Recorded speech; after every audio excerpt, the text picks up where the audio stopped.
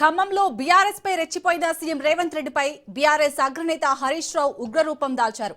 ఏ party పుట్టుక ఏందో తెలుసుకోకుండా అడ్డగోలుగా మాట్లాడితే జనం చీకొడతారని హరీష్ హెచ్చరించారు. తెలంగాణతో ఉద్యమంతో సంబంధం లేని సీఎం రేవంత్ బీఆర్ఎస్ పార్టీ దిమ్మలు కూల్చుతామంటే రేవంత్ రెడ్డి గద్దె కూల్చుతామని హెచ్చరించారు. Revanth Reddy out sourcing CM అని హరీష్ ఎద్దేవా చేశారు. బీఆర్ఎస్ ని సమాధి చేస్తే కాదు, కాంగ్రెస్ ని నామరూపా లేకుండా చేస్తేనే ఎన్టీఆర్ కు అసలైన నివాళి అని హరీష్ అన్నారు. పనికిరా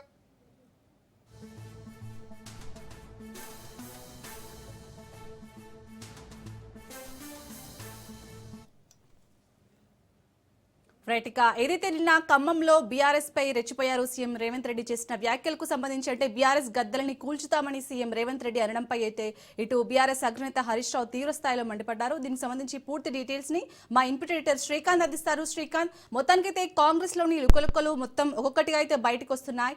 ఇప్పుడు ఇందాక హరీష్ రావు మాట్లాడింది కూడా ఈ 9E బ్లాక్ టెండర్ లో చాలా అవకతవకలు జరిగాయి, మేము సిబిఐ విచారణకి మీరు ఆదేశిస్తే నేను ఆధారాలతో సహా చూపెడతాను కూడా హరీష్ రావు చెప్పారు. సో ఎలా చూడాలి ఓవరాల్గా?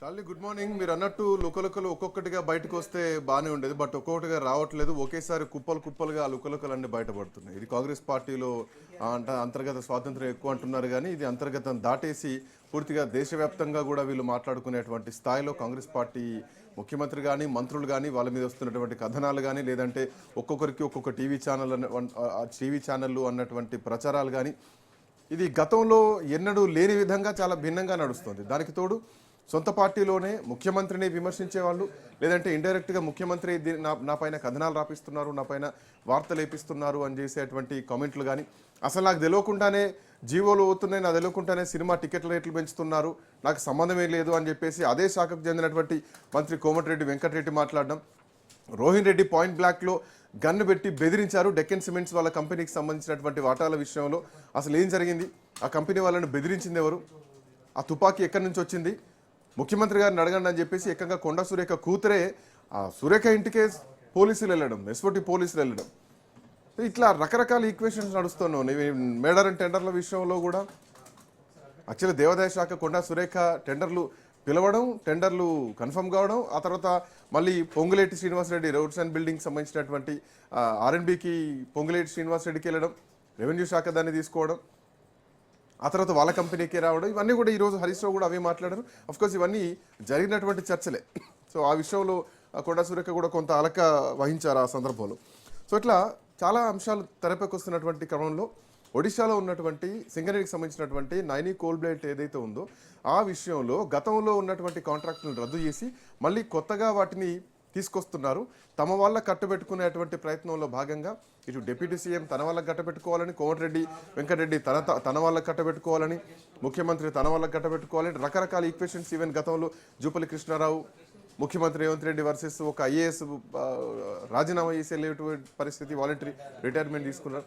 ఈక్వేషన్ నడుస్తున్నటువంటి క్రమంలో తెలుగుదేశం పార్టీ మీద నిన్న ముఖ్యమంత్రి చేసినటువంటి కామెంట్ ఈరోజు రాజకీయాల్లో చాలా చర్చనీయాంశంగా మారింది. ఏంటి తెలుగుదేశం నెక్స్ట్ ఏంటి, ఖమ్మం వరకేనా, లేదంటే ఈ మాట తెలంగాణ పూర్తిగా వర్తిస్తుందా? మాట్లాడదాం. రాజు ఉన్నారు కాంగ్రెస్ పార్టీ నుంచి, మన కరెస్పాండెంట్ రాజు ఉన్నారు. Raju, good morning. Yeah, good morning Srikanth. Raju వినిపిస్తుందా? యా శ్రీకాంత్, వినిపిస్తా ఉంది. Yeah, good morning Srikanth. KCR, నాకు రాజు వాయిస్ రావట్లేదు చూడండి. రాజు వినిపిస్తుందా? యా శ్రీకాంత్, వినిపిస్తా ఉంది. యా, చెప్పండి.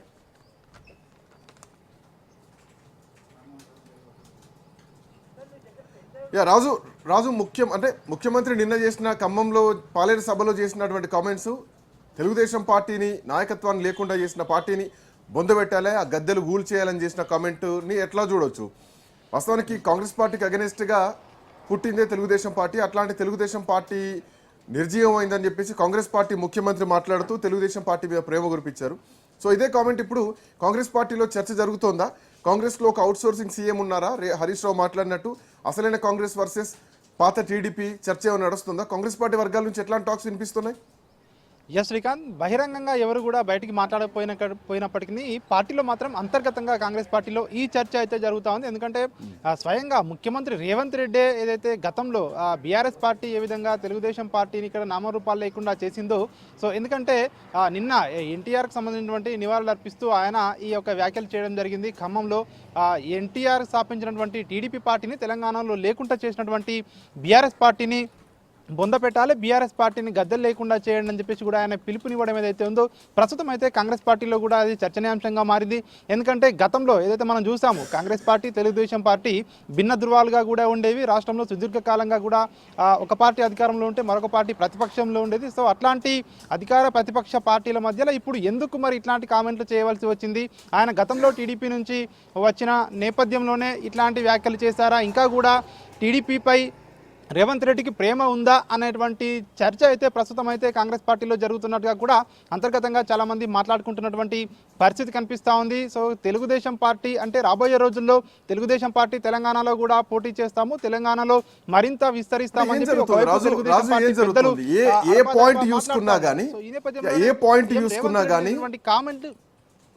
పాయింట్ చూసుకున్నా కానీ సీఎంనే ట్రిగ్గర్ చేస్తూ మాట్లాడుతూ స్పష్టంగా కనిపిస్తుంది. కొండా సురేఖ విషయం అయితేనేమి, కొండా సురేఖ కూతురు మాట్లాడినటువంటి అంశం అయితేనేమి, ముఖ్యమంత్రి నాకు తెలియకుండానే జీవోలు పోతున్నాయి, కోమటిరెడ్డి నాకు తెలియకుండా జీవోలు జరిగిపోతున్నాయి అనడం కానీ, లేదంటే భట్టి విక్రమార్క దీని వెనకాల ఎవరున్నారో ఖచ్చితంగా నేను మాట్లాడతా, నా ఆత్మ గౌరవం దెబ్బతింటుంది, ఆత్మాభిమానం దెబ్బతింటుంది అనడం కానీ, అసలు ముఖ్యమంత్రికి తెలియకుండానే ఒక సిట్ వేయడం అంటే ఇది నిజానికి అసలు ముఖ్యమంత్రి ఈ కార్యాలయంలో ఏం జరుగుతోంది?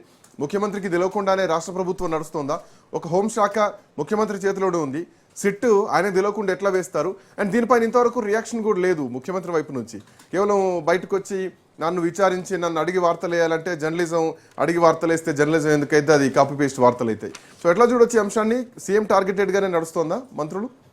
ఎస్, ప్రస్తుతం అయితే అట్లాంటి వాతావరణం అయితే ప్రస్తుతం తెలంగాణ ప్రభుత్వంలో కనిపిస్తుందని చెప్పేసి కూడా తెలుస్తూ ఉంది. ఎందుకంటే దీనిపై విభిన్న రకాలుగా కూడా చాలా మంది మాట్లాడుతున్నటువంటి పరిస్థితి కనిపిస్తూ ఉంది. ఎందుకంటే తెలంగాణలో ఒకవైపు మంత్రుల శాఖల్లో ఏం జరుగుతుందో కూడా ఆ మంత్రులకే కూడా తెలియని పరిస్థితి కనిపిస్తూ ఉంది. సో నిర్ణయాలు ఎవరు తీసుకుంటా ఉన్నారు, వారి వెనుక ఎవరున్నారు అని చెప్పేసి కూడా ఈ మంత్రుల మధ్య కూడా సో ఇట్లాంటి చర్చ జరుగుతున్నట్టుగా కూడా తెలుస్తూ ఉంది. మనం సినిమాటోగ్రఫీ మంత్రి విషయంలో, కోమటిరెడ్డి విషయంలో చూసాము, మంత్రి కొండా సురేఖ విషయంలో చూసాము, కొండా సురేఖ విషయంలో, కాంట్రాక్ట్ల విషయంలో మీరు అన్నట్టు ఇందాక సో మేడారంకు సంబంధించినటువంటి కాంట్రాక్ట్ల విషయంలో కూడా మంత్రికి తెలియకుండానే సో కాంట్రాక్టులు తన శాఖ నుండి తప్పియడము, R&B శాఖకి ఇవ్వడము, అదేవిధంగా సినిమాటోగ్రఫీ శాఖ మంత్రిగా ఉన్న కోమటిరెడ్డి విషయంలో ఆయనకు తెలియకుండానే జీవోలు వస్తున్నాయని చెప్పేసి ఆయన్ని బహిరంగంగా మీడియా ముందే చెప్పడము. సో ఇవన్నీ సో ఇట్లాంటివి చూసినట్టయితే సో ఎవరున్నారు వెనుక, ఎవరుండి నడిపిస్తా ఉన్నారు అనే చర్చలు కూడా నడుస్తూ ఉన్నాయి. కేవలం మంత్రులు ఉత్సవ విగ్రహాల్లాగానే ఉన్నారా?